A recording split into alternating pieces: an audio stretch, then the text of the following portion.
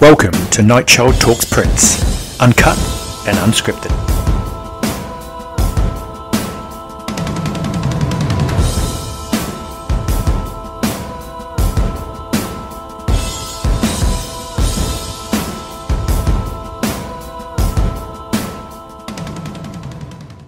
So today, well, I mean, I was thinking, I always do this, but I should let you introduce yourself, because I always think, I said that to Vicky, I said, you know, it's weird when people introduce other people and you think, let them introduce themselves, they can say exactly what they want to say. So how would you introduce yourself?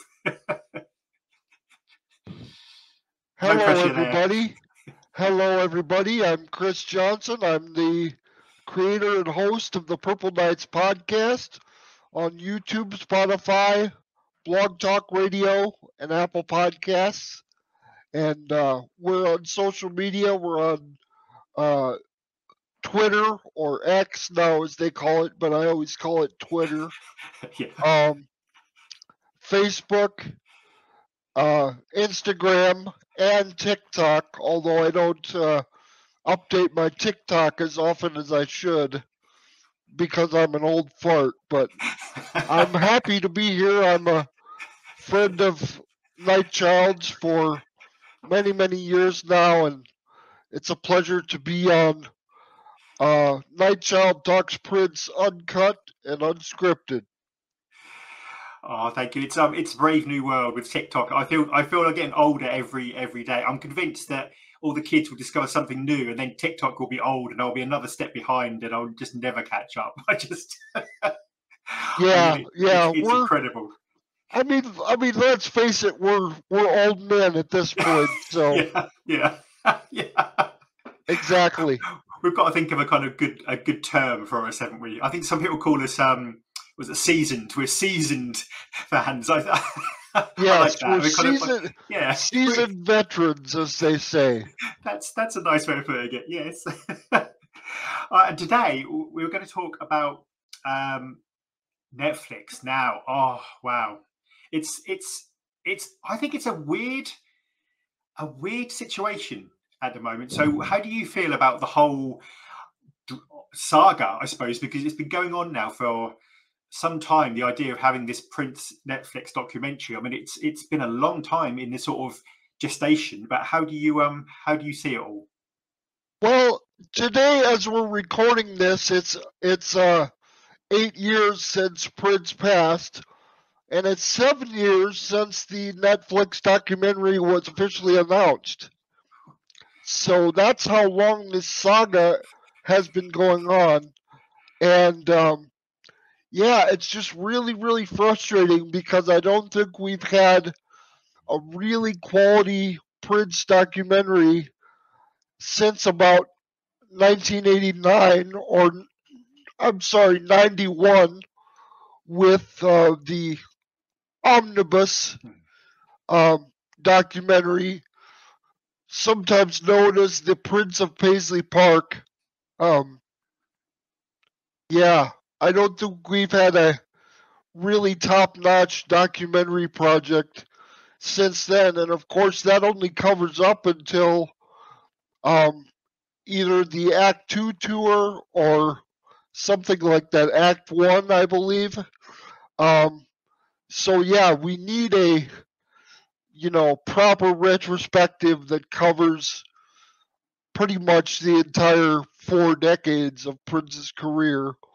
And I know for myself, and probably for many other, true funk soldiers out there, this documentary was our last best hope, so to speak, of having a career-spanning, top-notch documentary series going on. And there's a lot of rumors and speculation floating around still 7 years later about what exactly is going on behind the scenes.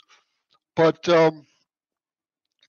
I'm not one really for, dabbling in rumor or speculation or,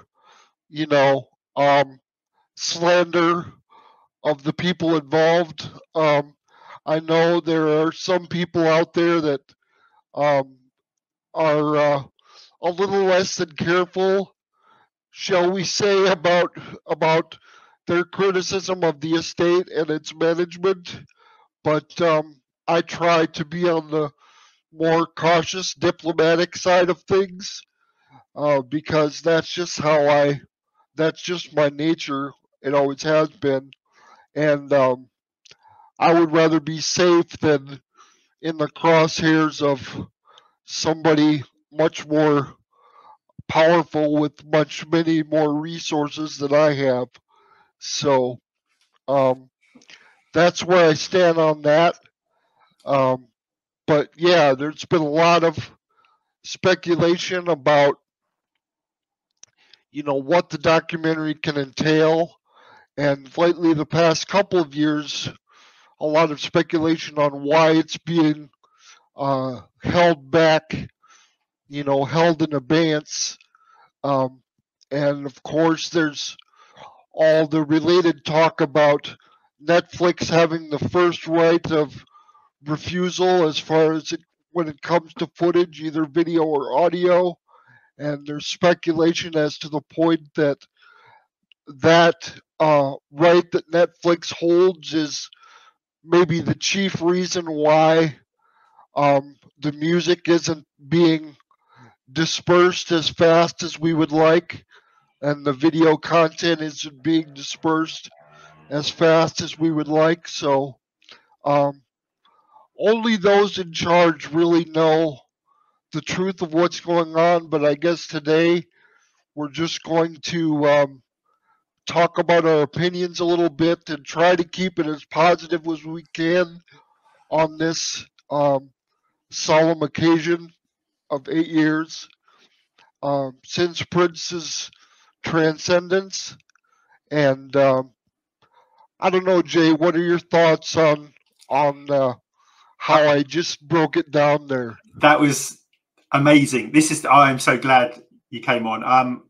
I was such a big fan of yours right from years ago, and you just loved your podcast, love the things you do, and the way you talk, and that was that was amazing. And like you said, I can't believe it's been 7 years. I mean, I didn't realize that's such an incredibly long time. And I don't know about in America, but in the UK, what happens is if we ever get Prince documentaries, they're usually about an hour or 45 minutes. And what happens is they kind of focus on 1999, Purple Rain. They get to Purple Rain. They spend a long time on Purple Rain.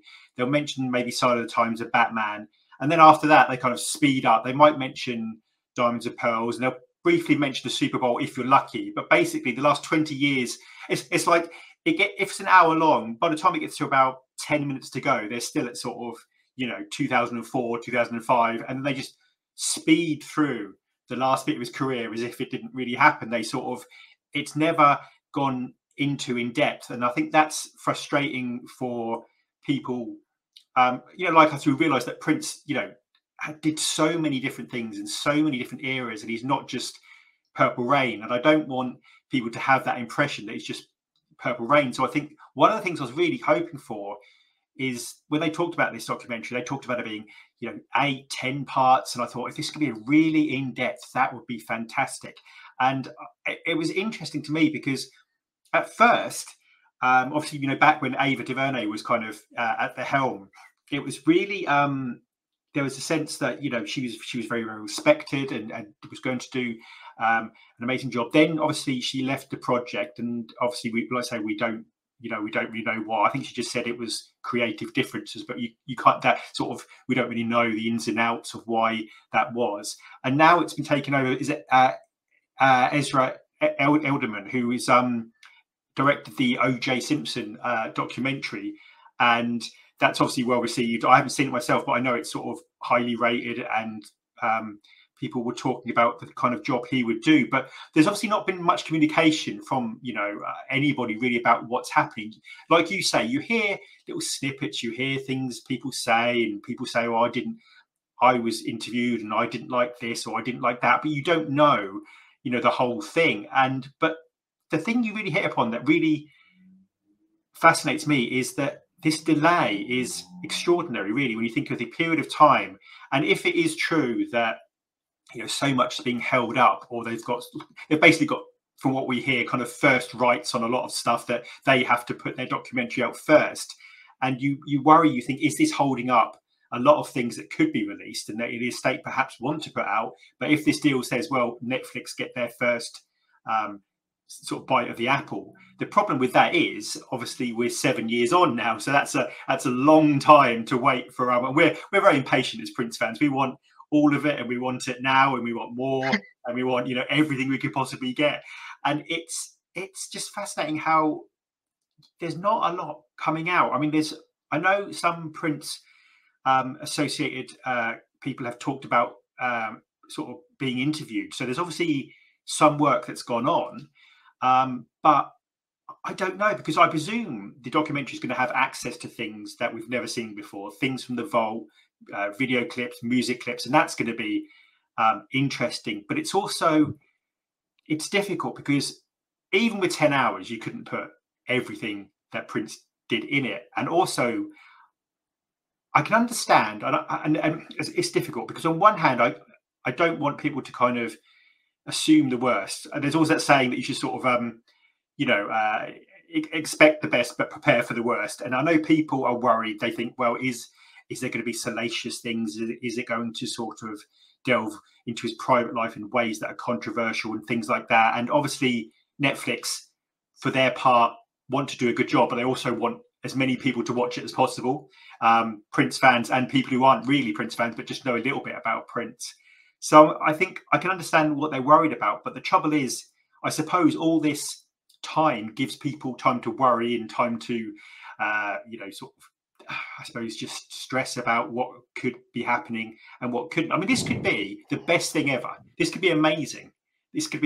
Or it could be controversial. And for me, the thing that I think this could shape the way the wider public view Prince for 5-10 years. Because if this is a major landmark thing, Netflix, obviously huge, they have millions and millions and millions of viewers, and this is going to be a huge thing. And you think whatever's in that documentary is going to very much shape how people view Prince, who perhaps it may change people who are Prince fans slightly, their opinion, but it also certainly will change people who don't know Prince's work particularly deeply. So I think it's so crucial to get it right. It's a big responsibility. So I almost feel the pressure on the director must be immense. Right. Well, in terms of it being salacious, and impacting the public view of Prince as an artist, as a person, or what have you, I feel like cancel culture is so prevalent in today's world, and it's so hypercritical, and it's very much, people are very much ready and willing to cancel people immediately for the smallest of things.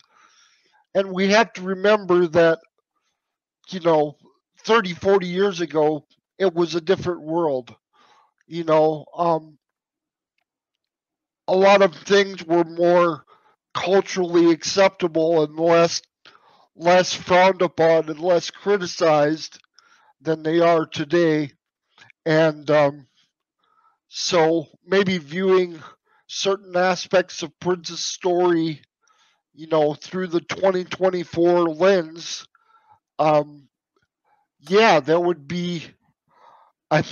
be sufficient grounds for the cancel ralliers to really latch onto and say, oh, Prince was horrible, he was racist or anti-Semitic or sexist or homophobic, and therefore he doesn't deserve our time or our respect. And I think that's just ridiculous. Personally, and I hate to be too bold with my opinions, but personally, I think over the last 20, 30 years or so, people have become almost too sensitive. You know, I look at something like comedy, you know, stand-up comedy. You know, people can't seem to take jokes anymore without being seriously offended by the smallest little thing, and it's concerning because um, I think in humor, you know, with comedy, there's a kernel of cruelty in all humor at some point. So, um, you know, certain things like that with society, you know, I think we've become too sensitive and too hyper alert for for the smallest, you know, sign of affront or offense. And I think that's what really concerns me and annoys me quite a bit about cancel culture. So, of course, there are going to be those that, you know, look badly on Prince and say, you know, let's cancel him. And we all know the, you know, criticisms that are already out there about, you know, him dating younger women. And that's as far as I'll go with that. But you know what I'm insinuating, Jay.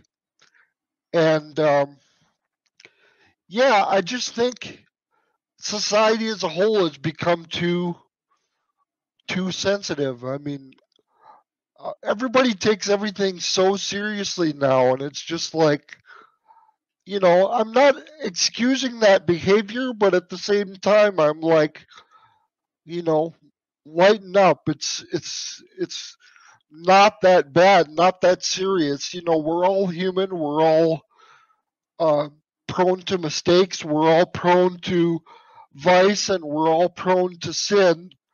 You know, so to get a little spiritual there, but um,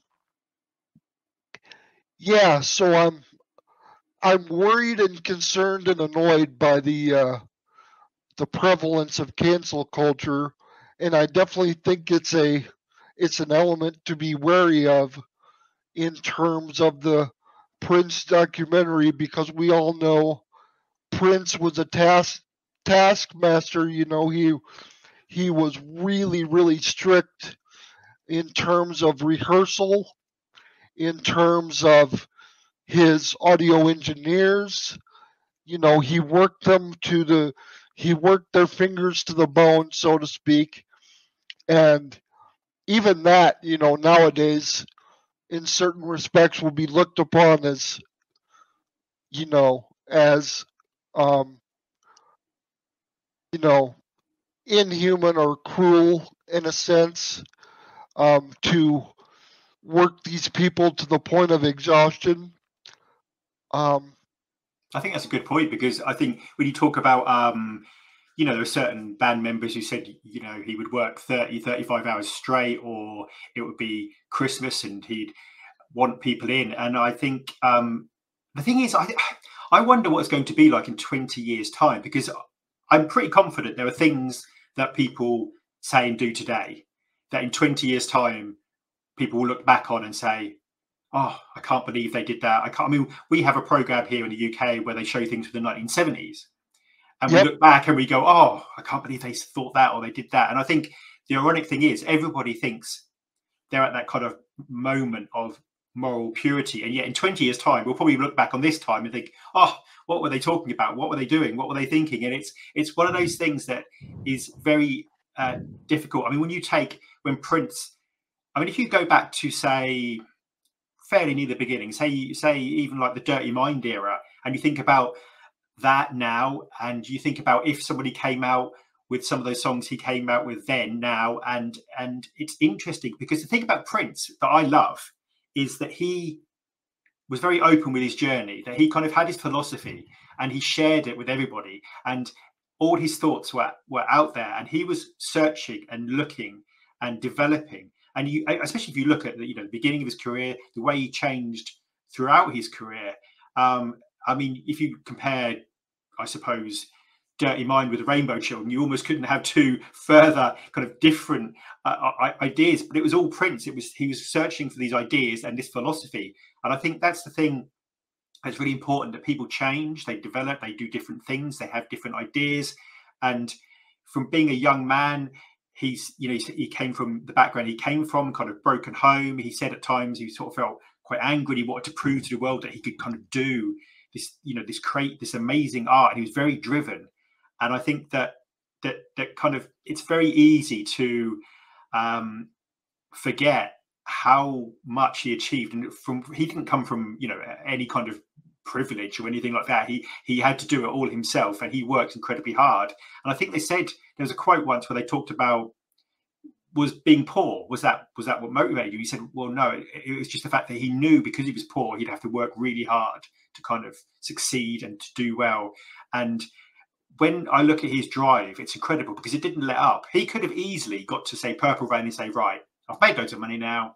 I can just, relax a little bit. I can just do an album every 3 or 4 years, maybe. What the record company wanted, say, do an album every 3 or 4 years, tour it. We'll make loads of videos. We'll make loads of money, and that's it. But he was very much, he wanted to be, he was a true artist. And whether that meant fighting the record company or doing albums, which may have been not the most commercial albums, but they were things that he was really into, is a key point. And I just hope this documentary, there's so much of Prince that's so positive. I mean, we know probably the tip of the iceberg of his charitable work, his philanthropy and things he's done. And a lot of that he kept quiet. And I know when I went to the Afshin Shahidi, the photographer, exhibition about the book he produced about Prince, that Prince would often go to these charitable places quietly. He wouldn't tell anybody, and Afshin would take photos, and Prince would look at them, but he'd say, we don't put these out because that's not why we do charity. We do charity to help people. We do charity to make people's lives better. And I hope it has that. You need somebody at the project who just really realizes the achievement Prince did. I mean, you look at the artists now around, even the artists now who are very, very high profile in terms of, say, Beyonce, in terms of Alicia Keys. You talk about Bruno Mars. There's so many who are just influenced by Prince, and say Prince is like a mentor or somebody they admired, and his influence. And not only that, in terms of what he did to the record industry as well. I mean, we're talking about Taylor Swift nowadays, re-recording and getting home masters, and that was something that Prince was at the, really at the forefront of in many ways. And at the time, people didn't really understand. They didn't really understand what was going on. Certainly in the UK, they sort of mocked him. They thought it was silly. They didn't really understand what he was trying to do. And I hope all that gets explored, because, like you say, it's easy to make a kind of, how should I put it nicely, a kind of, tabloidy sort of shock kind of, National Enquirer-esque kind of thing. But I think Prince deserves the best. And that's interesting because there was a tweet, I think a while ago, from Londell Macmillan, and I haven't got it word for word, but it was basically saying he wouldn't allow anything in the documentary to sort of portray Prince in that negative, that bad light. And I think that's interesting because that it's reassuring in the sense of the estate obviously still have this say in it. I presumably they own Prince's work now, but also it's important that they defend and make sure that is done with absolute care, because I would rather that sounds terrible. I mean, I want it to happen, but I'd rather it not come out if it's terrible and bad than it come out. I would rather have something that does Prince as much justice as it can, Yeah, I mean, I can agree with that, but at the same point, I would think that it's, the filmmaker Ezra Edelman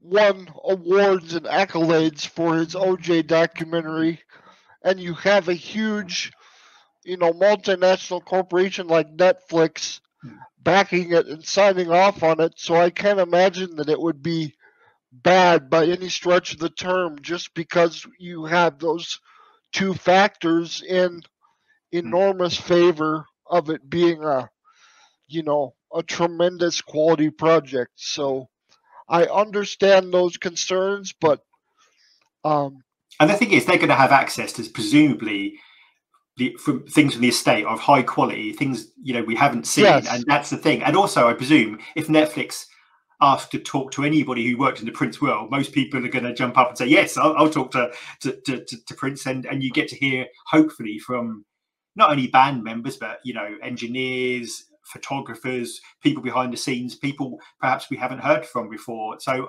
they've got the budget to do that and to do it well. They can travel to places and say, I mean, Netflix's budget is huge and they can pretty much do whatever needs to be done. So I mean, yes, I think the thing is I just worry because we haven't heard anything. It may be one of those things where yes, if it appeared on a schedule, if they said, oh, it's coming in 6 months time, or it's going to be released at a certain point, I think that would get something kind of locked in. But I think the other thing is also when they release it, I wonder if they will coincide that with a release of music to kind of complement that, so people who see the documentary can go out and buy something. Yes, a physical release of a soundtrack would be the ideal. Like I said earlier, I'm an old fart, so I love physical media above all else. But even a digital release, a documentary soundtrack, as it were, would be tremendous. And yeah, that's the most exciting prospect of everything to me with this documentary is the unseen footage, the unknown songs, the unknown videos, and excuse me, to go back to your point of, um, not knowing, what it's going to be like, it's the fear of the unknown that really causes you to be, doubtful about certain aspects of it. And it's so true because, we really don't know much of anything at this point when it comes down to it. So when you reflect on it, I know I myself go down this, strange mental spiral where, all of a sudden my thoughts get more intense and worse. Like, oh my gosh, what if it's terrible? What if it's, like you say, tabloidy and National Enquirer, like, and I know there are, we know the elephant in the room is Prince's opioid addiction. And Jay, you spoke to the point earlier where Netflix and certainly the estate know that the documentary has to appeal to the wider audience outside of the hardcore Prince fan base. And, everybody, the public at large, is, to be quite honest, fixated on the manner and the events surrounding Prince's death. So one of the best ways to ensure that it will be seen and consumed and talked about by the public is to have a substantial segment of, I would guess, the end of the documentary series to focus on those events and those, hours and days that we'd rather not, reflect on as hardcore Prince fans who love him and miss him so much, so dearly, especially today. I think that's a good opportunity as well, because I know that in terms of talking about opioids, because obviously in America and it's starting here now, it's becoming more so in the UK, but in America obviously it's a huge issue. And you see the work by Chaz Smith, Prince's cousin trying to sort of talk about the opioid addiction and talk about the things that have happened. And it's an opportunity almost to have a kind of wider debate about the damage it's doing to society, and to get people to come forward and to try and do something about this thing, because the amount of people across Europe, across America who are dying is just horrific. And to have that conversation, I think sometimes it can serve as a, I mean, for example, in the UK, we had two of our royal family diagnosed with cancer, and one of the things it allowed people to talk about cancer, and people talked about their experiences, and they talked about the illness. And I think possibly one way they could approach this is to make this a wider thing about, this is something that's happening and we need to talk about. And like you say, you can talk about it sensitively, but also talk about it as a moment where something positive can somehow come out of it, in terms of just trying to have that discussion and open it up, because it's a huge thing. I mean, the scale of it, I'd seen a few documentaries, but I had no idea of the scale of it. I didn't realize just how widespread it is. And I think that's one of the things that, if they do that really well, if they really hit home and connect with people, that can make a big difference. I mean, it's also interesting when you mention about the wider audience, because what do you think of the potential for this documentary to bring in people who are either not Prince fans, or know of Prince but they don't really know huge amounts about him? Do you think this has a potential to start new fans off on a journey of Prince? Yeah, I mean, that's one of the major goals, right? Is to ensure that his legacy goes on for generations to come. And in order for that to happen, we need the younger generations to come on board at some point, because it's a war of attrition. We're all going to go up the ladder at some point. So we need those in front of us to carry the torch. And in order to do that, they need to get on the funk train to begin with. So it's very important for the documentary also as well to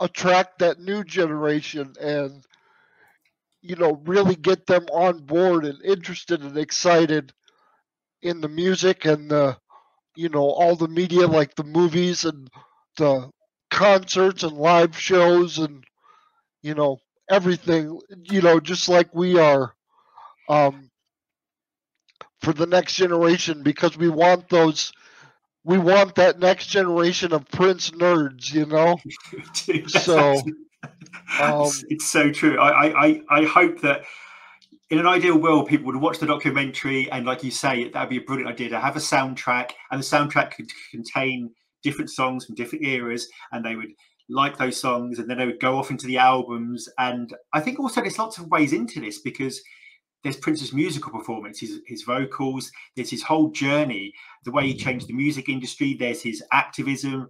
There's so many ways into this. There's so many different interesting aspects that people can connect to. And I think I don't think there's anybody who wouldn't connect with certain parts of Prince's life. There's so many different things he did.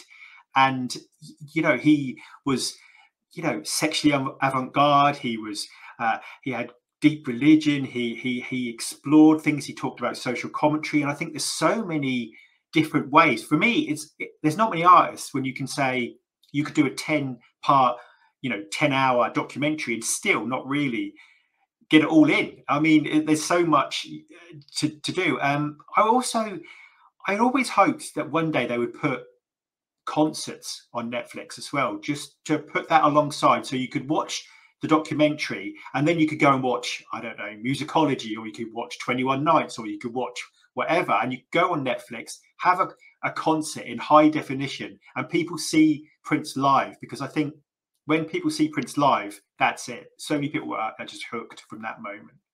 I just had a great thought about that. What if in the vault somewhere there's footage, either video or audio or both, of Prince's very first show at the Capri Theater? Oh. Could you imagine that being on Netflix, and then bookend that with something from the Piano and Mic tour, and have it be a 2-part concert event, with the first concert and then perhaps, the Atlanta concert from April 14th, 2016. That would be perfect in my estimation, because you would have the Alpha and you would have the Omega. Yeah. And that's the thing. I mean, certainly with Piano Microphone, we know it was all, professionally filmed and done. He filmed pretty much everything, and the quality of that, I imagine, would be incredible. Right. Absolutely incredible. And it's been rumored that the audio of the Capri show, at least the audio, it's been rumored that was professionally recorded. So even if there's no video to the audio of that concert, something can be done with photos or, animation or something to make it into a Netflix, watchable commodity. Even if it is audio only, there could be some sort of visual element added to make it viable for, streaming on Netflix. But that would be so good. That would be so good. Oh my goodness, that would be the ideal. So I hope, if the powers that be are listening, Mr. Lundell, Mr. McMillan, Mr. Spicer, if you're listening, if that idea is viable or not, I have no idea, economically, logistically, but if it can happen, that would be like a dream scenario for a lot of us. And yeah, Jay, to go back to your point earlier about, I was really thinking, there are two sides of the coin. On one side, the estate wants to be respectful of Prince and keep his reputation as, positive as possible. But on the other side, like you say, there is that opportunity to learn and to make people aware of the opioid epidemic and how widespread and how serious it is. And there's a real value to, creating an environment to talk and discuss and really express opinions and thoughts about the crisis, because we can't fix what we ignore. We can't fix what we suppress. We can't fix what we censor. So in order to fix the problem, in order to solve the problem, it must be visible. It must be out there. It must be talked about. It must be thought about. It must be considered. It must be endured. That's such a key point. I don't think people realize also, I mean, they're not necessarily strictly comparable things, but we see the kind of the toil being incredibly famous takes, obviously famously Michael Jackson. Even the other day, I mean, it's to a lesser extent, but I saw Madonna, and she was on stage and her legs were strapped up with things to help her, and sort of bandages and things. And you think the toil it takes performing at that level that long, and how hard he worked. And people think, oh, it must be lovely to be famous. You have this, but the whole world obviously is interested in everything you do, and the pressure, the relentless pressure, and the constant, and especially with Prince, because he would obviously, rehearse He'd, you know, the concert, he'd do an after show, he'd record, he wouldn't stop. And I think it takes a toil, and he worked so incredibly hard. I mean, I still can't understand how he did all he did in one lifetime. I don't understand how he did it. It's just mind-boggling to me. You see Dwayne Tudor's book, and you see every day Prince did this, he did this, he did this, and it's just incredible. And I think it's an important conversation to have, because ultimately, you know, Prince was human, and he dealt with so much and did so much. And I think, you know, like I say, this is a good opportunity to actually just have those conversations. Sometimes they're difficult, but that's, like you say, that's important. Otherwise, you know, we don't get to the truth. And I think, yeah, that's absolutely a key thing. I mean, I'm hopeful. I say I'm hopeful, but I think there's a good chance that, you know, if they can do this right, this could be, you know, just an amazing thing. And the thing is, I find that Prince isn't known about to the extent, I mean, I'm obviously biased, but he isn't known about to the extent that I kind of feel he should be. And I know the estate obviously want to keep the positive aspects and the incredible things he did, and I think that's really important.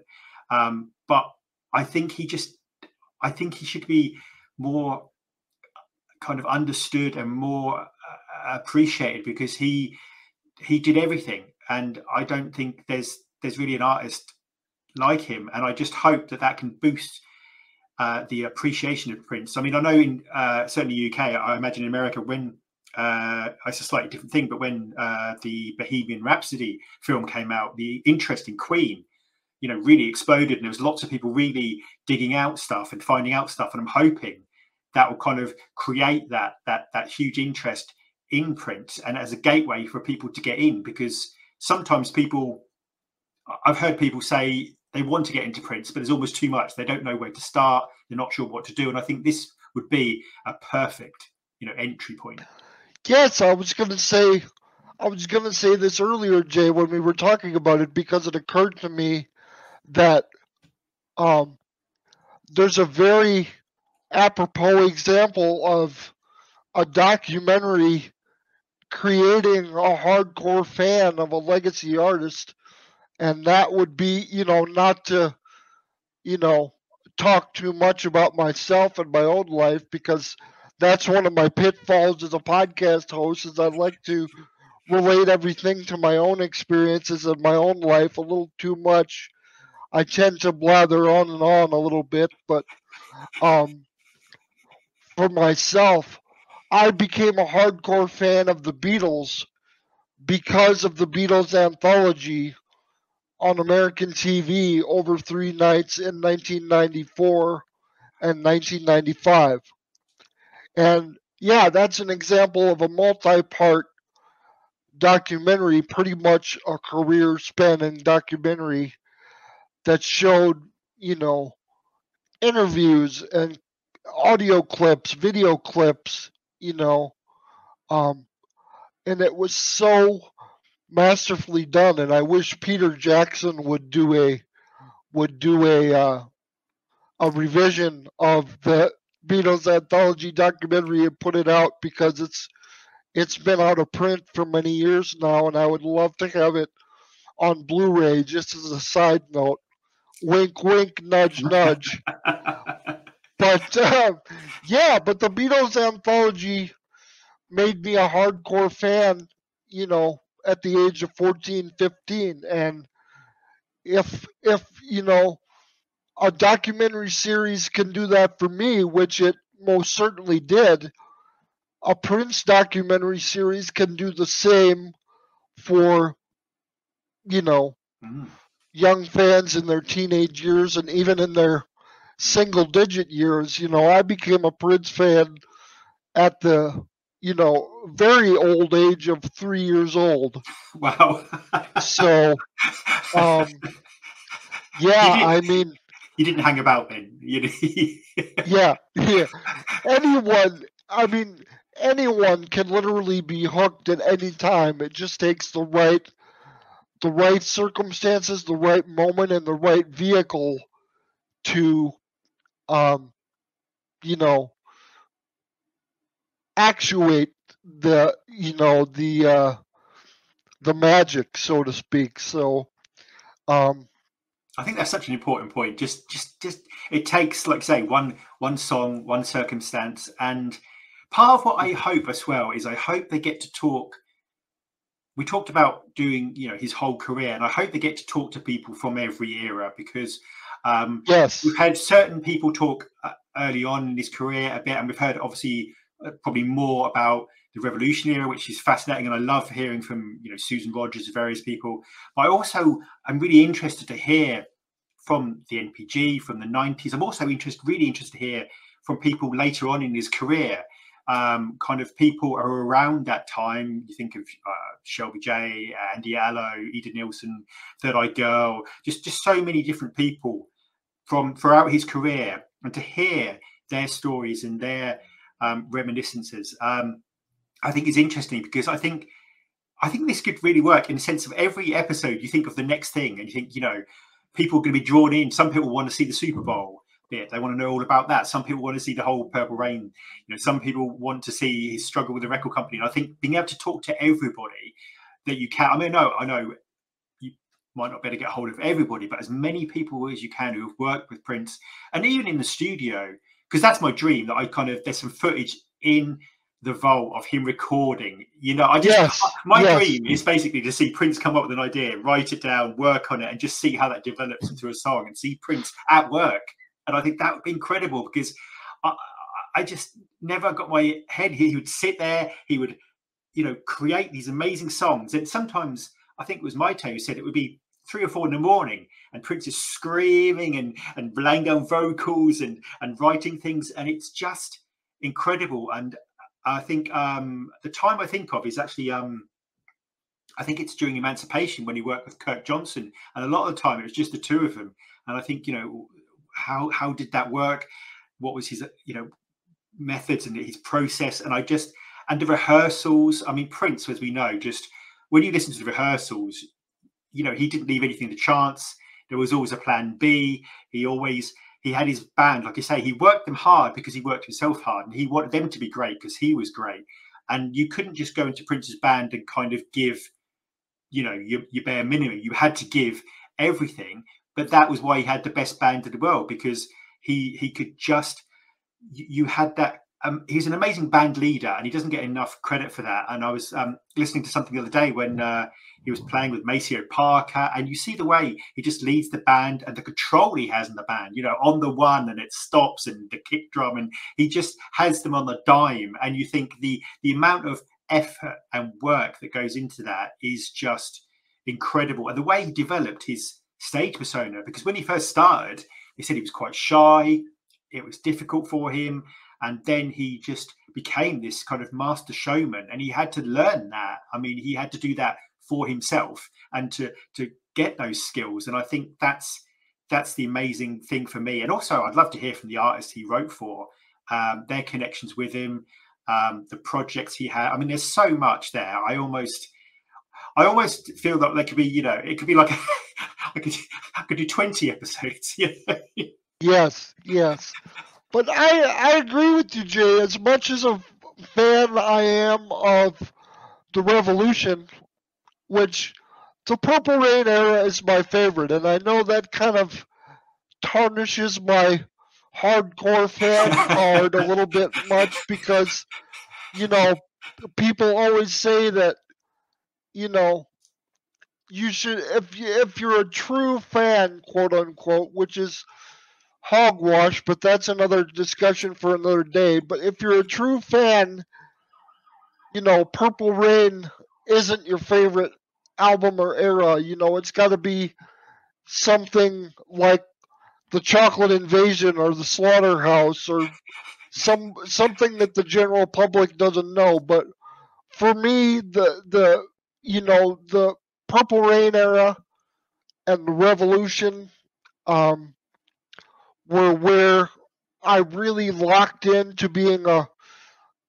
really devout hardcore fan, and they'll always have the top place in my Purple Heart, so to speak, and that's why I'm so excited and so fortunate to be able to say that I'm attending Celebration Oh in wow. June this year for the 40th anniversary of Purple Rain, and it makes me emotional just to think about it. But yeah, So you will see the um, revolution there. yes, at Wow. First Avenue, no less. Wow. Wow. So yes, it will be special. Wow. Um, but yeah, um, the Revolution will always be my favorite, and Purple Rain will always be my favorite era. But that said, Jay, I agree that the Revolution should only be the focus of one episode of a 10 episode series because there's so many other incarnations of bands and lineups that need to receive their props, their shine as well. Um, the Proto Revolution, which I like to call the 1999 band the Proto Revolution, because you have, you know, obviously Lisa there, and um, you have Andre Simone instead of Brown Mark and Des Dickerson instead of Wendy, but it's the bones, it's the basic foundation of what would become the revolution. So I like to call them the proto revolution. Then you have the proper revolution band. Then you have the expanded revolution with um, Miko and Wally Safford and um, those people, Atlanta Bliss. Um, then you have the various incarnations of the new power generation, which in the early photo spread for the liner notes of the Graffiti Bridge album, there's a photo of the new power generation lineup, and Matt Fink is included in that photo. Um, so, but just so many different diverse lineups of just the new power generation alone. That was the general name, all encompassing name of all these different lineups, but there were so many. I There love were how so that band kind of got bigger and smaller as the time goes on. And I think yes, on Montreux, there was like a whole stage of yes, people. It was yes, just incredible. Yeah, yeah. yes, and so all of those groups and all of those incarnations of band members and lineups deserve to have maybe not their own episode because then it would be a 20-part series, but at least they all deserve to have their chance to shine. I mean, the Love Sexy band with Bonnie Boyer, Oh, and rest in peace to Bonnie Boyer. I love her. yeah, yeah. Um, yeah, Bonnie Boyer, Cat Glover, Miko Weaver. I mean, And that's all the fascinating because in Britain, sorry, in Britain, I don't know if it's the same in America, but every time it was played with Prince as being, oh, he's having a comeback. He's having a comeback. And it was weird. Every time, it's like I used to joke that Prince must have a comeback every year because they always used to say every project that happened, they said, oh, it's a comeback. Musicology, that's a comeback. 3121, that's a comeback. Oh, this is a comeback. And lots of those eras get skipped over, like the 97, 98 era, kind of New Power Soul, the Love for One Another yes, charities, yes, and the Rainbow Children. One Night Alone just doesn't get, the musicianship there is incredible, and yet I wonder, does the average kind of sort of not hardcore Prince fan, but how much do they know about these eras, and because a lot of Prince fans almost, if you look at the documentaries we have in Britain, it's almost like between, say, Emancipation and Musicology, it's like Prince just disappeared and wasn't there. And it's just, right, I right. just hope they all kind of get their moment to shine. And you think of Cat Dyson, Cassandra, the amount of people he worked with actually just is incredible. And I just hope, like I said, they all get their moment to shine, because this is a time for everybody to, and I hope when they do but it does happen, hopefully, and they air it. Lots of these people who work with Prince come out and talk about, and hopefully they'll be approached probably for, I imagine, to talk about Prince and their time with Prince, and hopefully, you know, we'll learn even more about just how incredible he is, because there's bound to be things in this documentary that are going to just blow our minds, that we just didn't have any idea, that we didn't even know that we didn't know. Right.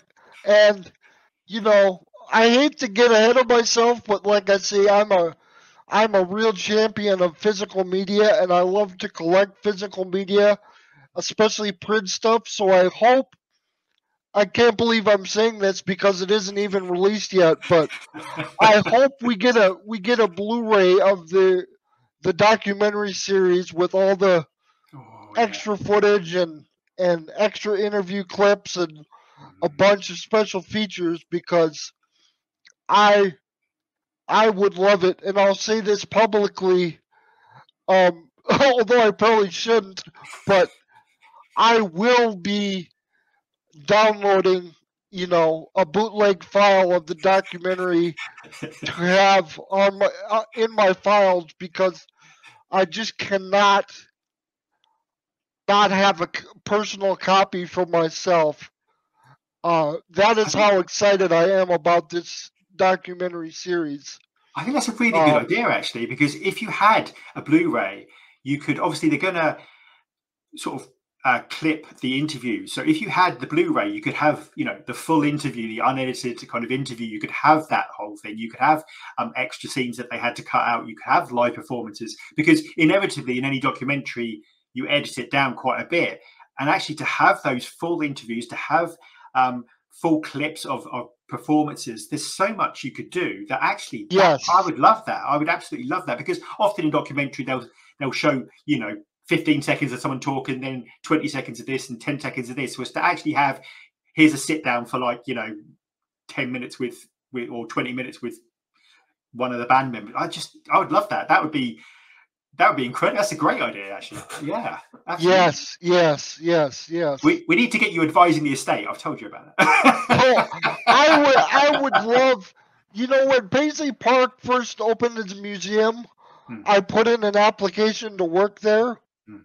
Of course, it's difficult for me with my cerebral palsy to commute to Minneapolis. I live an hour away from Minneapolis by car, so I specifically asked in my application to do, you know, remote work online, and I don't think they ever even looked at my application, but it's always been my dream to work for Prince in some capacity, and I've just been so fortunate to talk to a lot of people that do have, you know, jobs within the estate, like the wonderful Dwayne Tudall, who's been on my show multiple times. You know, he's one of the official estate historians and archivists. So, and speaking to being, you know, the dream of being a fly on the wall, watching Prince record in the studio, you know, Dwayne's wonderful book series, the Prince studio sessions, they're just tremendous gifts and assets, you know, to the Prince legacy and Prince fandom.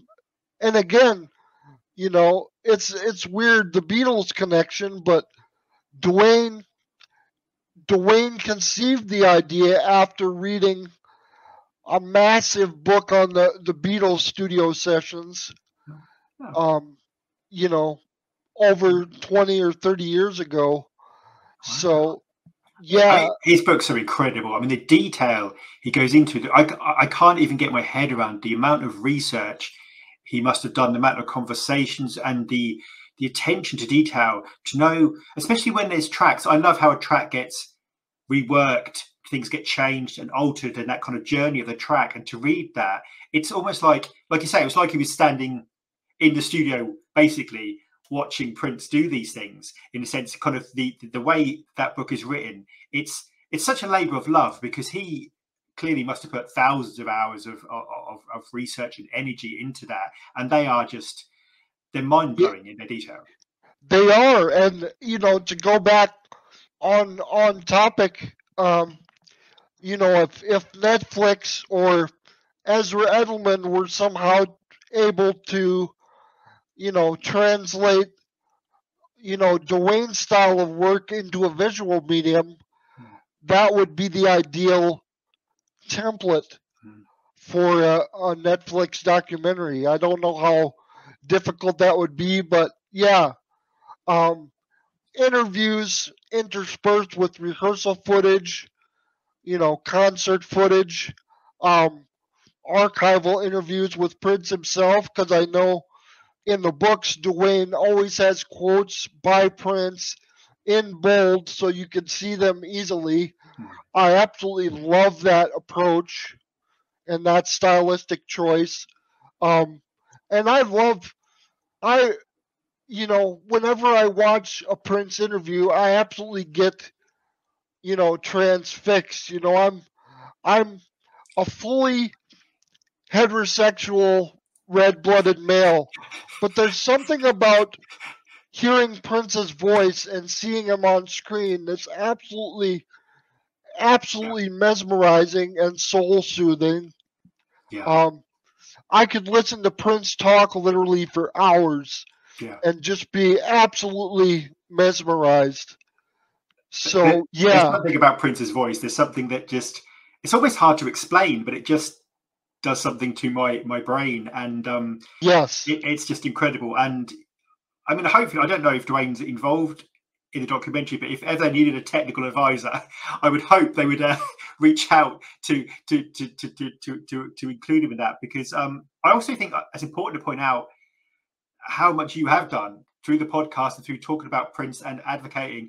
And I think that that's an incredibly important part, because that's how people show their appreciation of Prince, how they come to understand more about Prince, and they learn more about Prince. And I think that's such an important part. You basically created this amazing body of work which just talks about just the passion, the knowledge. I mean, the knowledge you have is just incredible, and the way you're just very eloquent with how you put things, and you've always been just, I think, one of the most intelligent kind of advocates and speakers about Prince's work. And I just think that that's you've created that, and that's an amazing thing to me. Certainly when I first came online, I didn't know much about the online world, and I thought when I grew up, I was the only Prince fan really amongst my friends.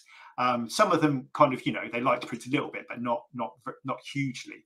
And to come online and to listen to your podcast, and I was just nodding the whole time, thinking, "Oh yes, he gets it," and it's just an incredible thing. And just to be able to speak to you and just to say, just thank you, for all you've done and do, and it just makes the place, the whole Prince community, it's just because Prince's positivity, and that gives me the positivity to kind of hear people just talking passionately and knowledgeably and eloquently about Prince. And I'm just so, it's weird. It's like talking to sort of just being able to talk to people that you would never have met through if it wasn't for Prince.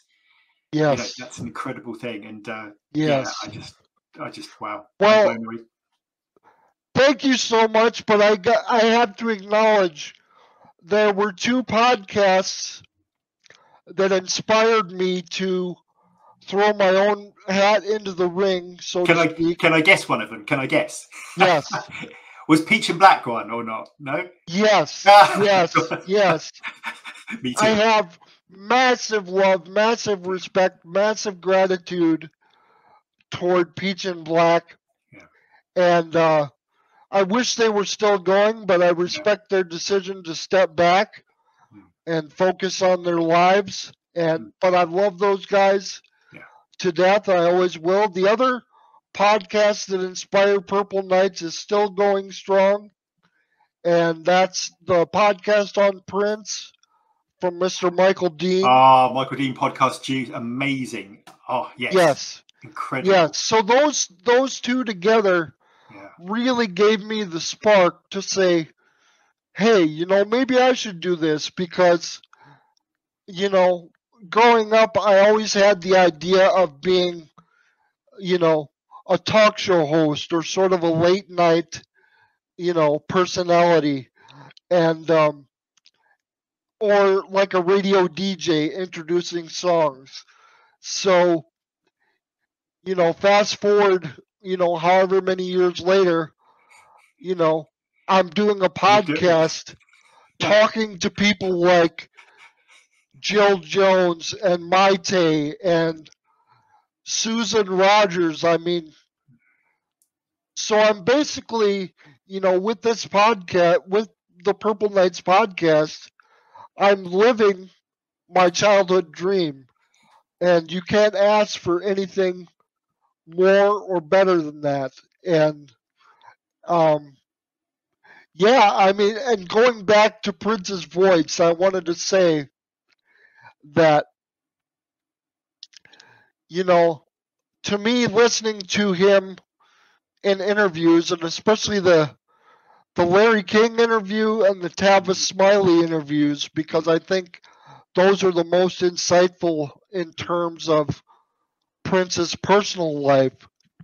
And to me, to use a Star Wars reference, because I'm a Star Wars nerd, and Purple Knights is actually, the title itself is actually a Star Wars reference. I don't know if I've ever expressed this publicly, but I will. Didn't know that. No. Yes. Listening to Prince, he's almost like a Jedi Master at certain times.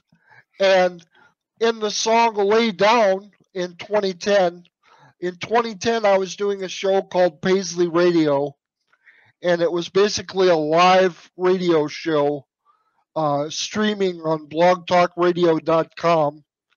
And I did that for a year, and there was some drama behind the scenes. And I took an 8-month hiatus and rebranded and reformatted as the Purple Knights podcast. And why it's called the Purple Knights is because in the song Lay Down from 2010, Prince refers to himself as the Purple Yoda. And so my logic extrapolated from that, and I said, well, if Prince is the Purple Yoda, if Prince is the Purple Jedi Master, we, the fans, are his Purple Jedi Knights. Yeah. I took that and I thought, well, I've got to remove the Jedi, right? Because it's a copyrighted term. Yeah. It's a copyrighted term by Lucasfilm. So I could get sued if I used Purple Jedi Knights. So off goes the Jedi, and you have the Purple Knights podcast. Wow. I never knew that. That's amazing. I love that. I just, wow. I've got exclusive now. See? Yeah, exactly. I love that. Exactly. It's so, just, and wow. I'm actually considering doing a Paisley Radio retrospective podcast for Purple Knights with my first guest that I ever had on that show, a musician by the name of Kadre Armstrong, and also my most frequent guest on Paisley Radio, who appeared for a total of 3 times, was the one and only Peppy Willie from 94 East. So I'm thinking of doing a Paisley Radio reunion special with Kadre and Peppy Willie. So wow. I was thinking of Peppy Willie the other day when the Record Store Day and 94 East, the kind of new variation came out. And, yes. Just, yeah, wow. So I'm starting to put out feelers for that reunion special, and I really hope it comes to fruition. Jay, in your effusive compliments, you mentioned that you thought I was really, could speak very well about Prince and about his music and work.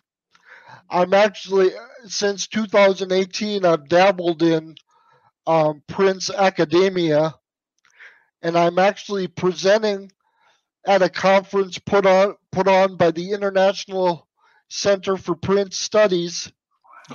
The conference is Prince on Screen, so it's Prince from the standpoint of visual media, which includes film, music videos, live shows, anything to do with visual media. And I will be giving a presentation on Graffiti Bridge, and the title of my presentation will be "Lay Down Your Funky Weapon" is the main title. The subtitle is Graffiti Bridge as an Avant-Purple Parable of Hope. Wow. Oh, that sounds amazing. So I will be giving that 15-minute presentation on the campus of the University of Minnesota, specifically Cowles Auditorium, at 4 p.m. on June 17th, 2024. So if you're in the area, if you're attending the conference, I would appreciate it if you, primarily if you would attend the presentation, but even if you can't, if you see me around, come up and say hello. Maybe get a photo opportunity with me. I love that. I always post photos of me with fellow Prince fans, at various functions that I meet, and I really enjoy that, which, leads me to, wonder, Jay, about possibly someday meeting you in person as well. I would love to do that. I would love to, if your autism allows, which I'm not sure how it manifests in you, but if it allows, I would love to give you a hug. Oh, I'd love that. I'm a big hugger. Because I think I'll turn it right back on you. I think you do so much in your work for Prince's legacy, and you speak so well and pick, interesting topics, and you're always positive and you're always insightful, and I really appreciate you a lot. Oh, you made me blush now. Thank you so much. I'm just so proud to be a part of just being here and talking to you. And your June is going to be such an amazing month. I mean, I can't even get it's going to be amazing. I mean, yeah. To do presentation, celebration. I hope so. When you go to celebration, are you going to? Hopefully, you'll tell us lots of details on online about things that have happened and the whole experience. Because I mean, it's just it makes such a difference when we see people we respect and we know go to celebration and have that connection for people who can't go.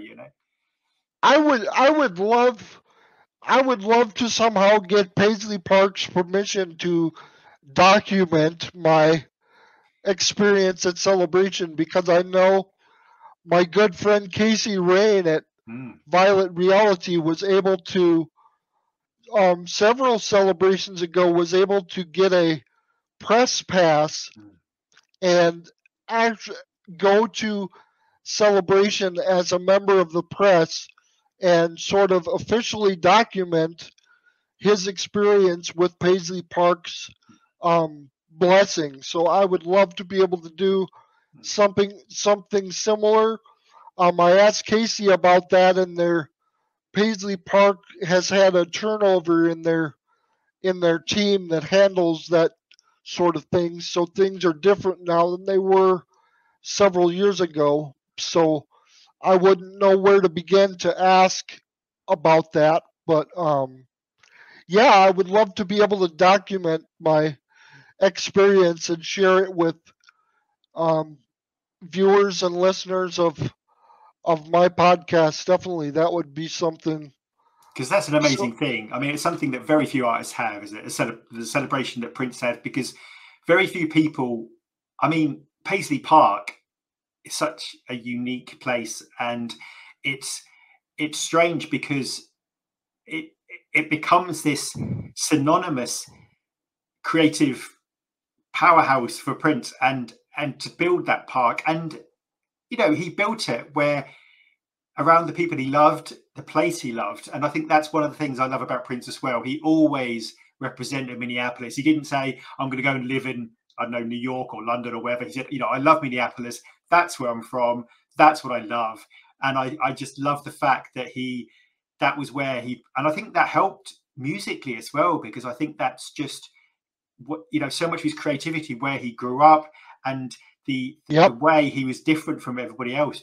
I absolutely love that. And the celebration is something that's one of the things that just seeing everybody from all over the world just come together, it's something that just really moves me. And I think that, wow, it's just, one day we'll be there, and I'll be grabbing you for a hug straight away. Sounds great. I look forward to it. And yeah, that's one of the aspects I personally love about Prince, because I'm a Minnesota guy through and through. I was born in Minneapolis. Lived most of my life, my formative years, in Minnesota. Love all my Minnesota sports teams, and I just love the area. It's in my blood. It's in my soul. So I definitely bond with Prince over that aspect. And like I say, that does nothing but deepen my love and respect for Prince as one of our own, so to speak. A local guy, a boy done good, as they say. I remember when I very first got into Prince, and I think one of the first things was the Love Sexy tour, and you see Prince with MPLS or Minneapolis along his sleeve, and you see the way he's just so proud of it. And I just love that. I just love that, because it's such an integral part of Prince, and there's something about Minneapolis, the Minnesota area, because you had Dylan as well, haven't you? I mean, Dylan, Prince, you seem to have some creativity there that we have two absolute musical legends from Minnesota, and I'm sure there are more. Like to a lesser degree, the group Soul Asylum, which Prince loved and which he covered on the Welcome to America album. They're also from Minneapolis. Wow. And very well known. And so we've had a great musical history. And to read more about that, the great Andrea Swenson, several years ago, she wrote a wonderful book called There's Got to Be Something There. Yeah. The history of the Minneapolis sound, dating all the way back to the 50s and 60s in downtown Minneapolis. A great, great book. And Andrea is so great. I've had her on the podcast as well. It's amazing the caliber of people that I've talked to, and people like, Andrea and Susan Rogers. I mean, my goodness, Susan Rogers is still my absolute favorite guest that I've ever had on. I've had her on twice, and she's retired now, so I imagine she enjoys, being away from the limelight and not talking about Prince as much. I imagine we'll hear from her this summer some more, just because of her being so heavily associated with the Purple Rain era. But I would love to have just the slightest excuse to have Susan on a third time, because she's such a great guest and has such great stories and insights on Prince as an artist, in the recording studio, and then also is kind enough to, extrapolate a little bit on who Prince was as a person, respectfully so. Yeah, I love the way she would make things happen as well. There's sort of stories where she had to create new ways of doing things that hadn't been done before, and to fix these solutions. And it was just her ingenuity and practicality, and like you say about, and with Andrea Swenson, just the whole Minneapolis scene. I think Prince sort of said that, you know, you have to create your own scenes in Minneapolis in some ways, and by doing that, people created a different sound. And the Minneapolis sound now, to think, I can't imagine a world without the Minneapolis sound. I mean, to me, my life is the Minneapolis sound. That's what I listen to all the time. So it's just incredible. Yes, to think it's not just Prince; it's the whole scene is just extraordinary, really extraordinary. Yeah. Oh, that's probably a good place to actually leave. I realise I chat on for ages, otherwise I'm terrible. But I just want to say thank you so much. Is there anything else you'd like to say? I just want to say before that, thank you, because it's just made my day, especially today, to get to talk to someone I respect so much, and there's so many things you've said that I'm going to be thinking about. So just thank you, really. Social media. I'll say the first thing is social media. So I'll give all my social media. It's facebook.com/purple or facebook.com/PK podcast is the Facebook page. The Twitter or X page is at PK podcast. The YouTube page is youtube.com/@Purple Nights Podcast. The Instagram is Purple Nights Podcast. And the TikTok is Purple Nights Podcast. Excellent. I'll put all those links also in the show notes so people can click through. Yeah. And then also, I just wanted to say, I believe that things happen for a reason. And I think us meeting here today and talking and connecting is a very important thing. I know I deliberately chose this day, but I think there was some sort of higher power, whether it was Prince or, you know, the being above him. We all know who that is.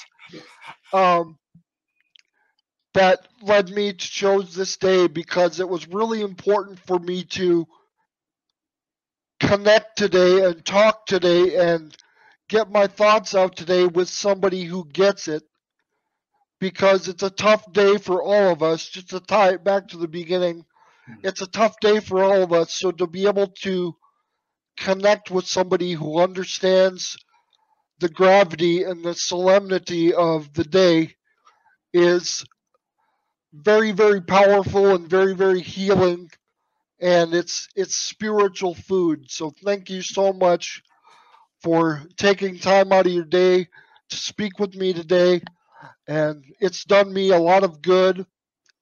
So, and thank you so much for inviting me on Nightchild Talks Prince, Uncut and Unscripted.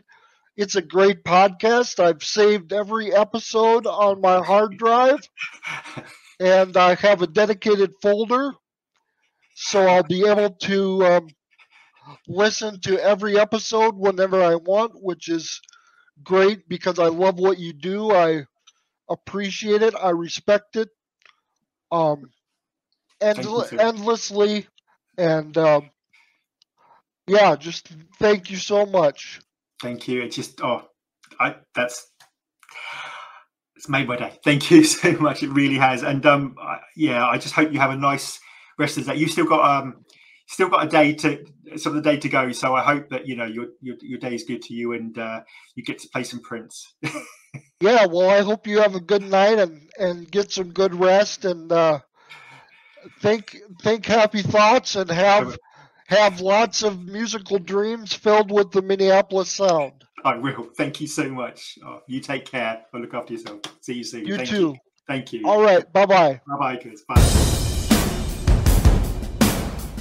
Welcome to Nightchild Talks Prince, Uncut and Unscripted.